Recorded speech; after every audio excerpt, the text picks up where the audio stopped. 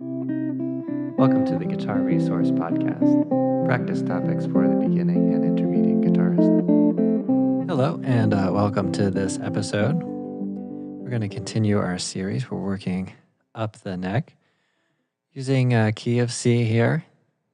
C is our root example note, and we're working on the pattern regions, as I sometimes call them, where we're playing a particular scale. We're thinking in terms of a key, and we're trying to find the full range within a pattern or two. So in this particular shape, we've worked up here to 10th position, and I'm playing a C octave shape here. And so we have first finger on string 4, and that's fret 10.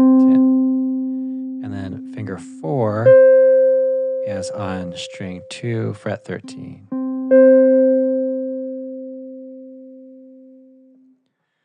Okay, so let's try to create a major scale going through here. So this particular position we're going to be shifting a bit, but let's try the second finger on string 4. We have fret 10 and 12. String 3, we have 9, 10, and 12. String 2, we're going to shift up one position, so we have 10th position here. Fingers 1 on 10th fret, 12th fret, 3rd finger, and 13th fret, 4th finger. So let's work our way back down. So we have string 2, fret 13, 12, and 10. Shifting down one position, we have 3rd string, fret 12, 10, and 9. And then fret 4, or string 4 rather, we have fret 12 and 10. So we have the major scale. Now we can only fit one octave shape into this particular pattern region. So we have a lot of room to go up and down below this root note and above this root note. So let's explore that a little bit. So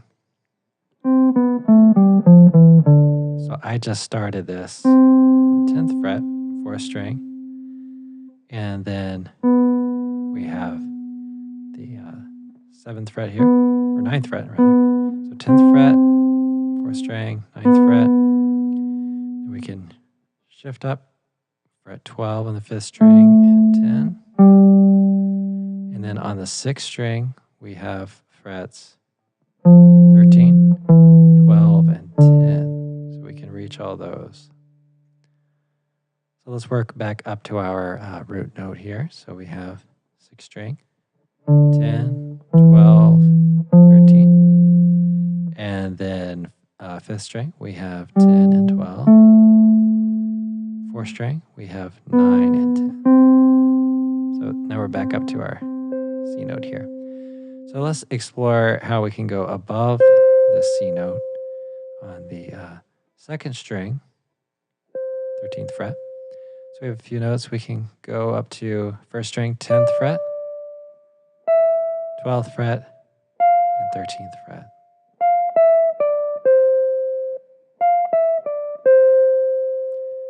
Okay, and then back down. So we can see now if we start from 6th string, work all the way up, then we have quite a good range.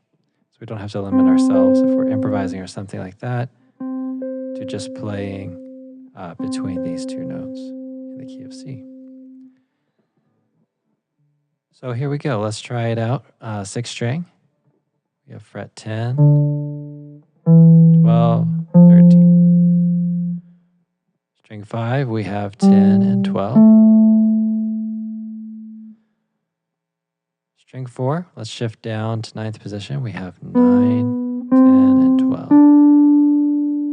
And then string 3, we have 9, 10, and 12.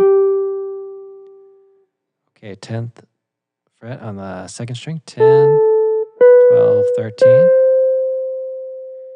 And then we have 1st string, 10, 12, and 13. Now let's try going back down. So 1st string, we have 13, 12, 10.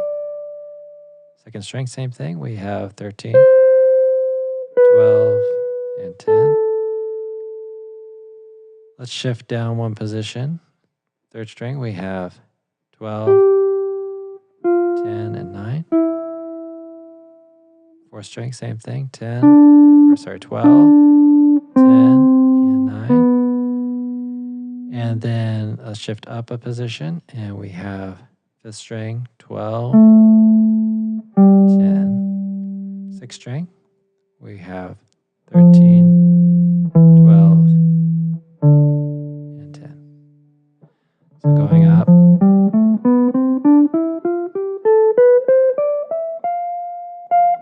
back down.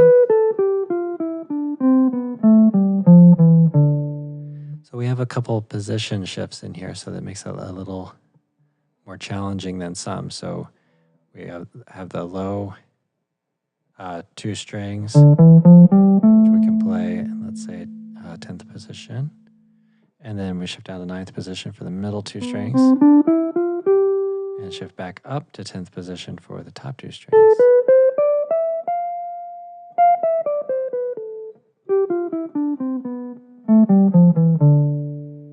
Okay. And then as we've done before, if you are going, let's say, playing through it, going down, you can maybe try to return to that root note. And same thing if you're, let's say, going up, practicing here. And then try landing on the C. So you have some context for the chord itself, or for the key or the tonic chord.